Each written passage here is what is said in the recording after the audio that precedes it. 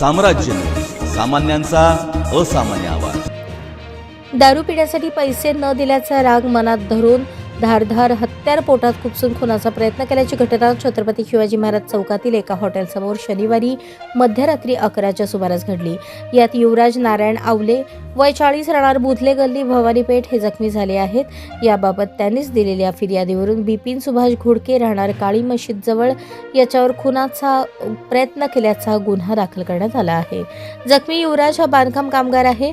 आरोपी बिपिन आणि युवराज हे दोघे मित्र असून त्या दोघांमध्ये वारंवार वाद होत होते। शुक्रवारी रात्री युवराज यांना आरोपीने दारू पिण्यासाठी पैसे मागितले, परंतु युवराज यांनी पैसे देण्यास नकार दिला। शिवाय दारूही न पाजल्याने त्याचा राग मनात धरून आरोपीने फिर्यादीस थांब तुला खलास करतो असे म्हणत त्याच्या जवळील हत्याराने पोटावर वार केले। तेव्हा युवराज याने हाताने अडवण्याचा प्रयत्न केला, तरीही हत्यार पोटाच्या डाव्या बाजूस खुपसले।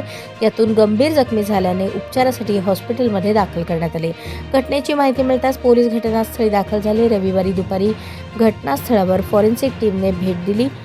आरोपीचा शोध सुरू असून त्यासाठी पथक रवाना करण्यात आल्याची माहिती पोलीस निरीक्षक तानाजी दराडे यांनी दिली।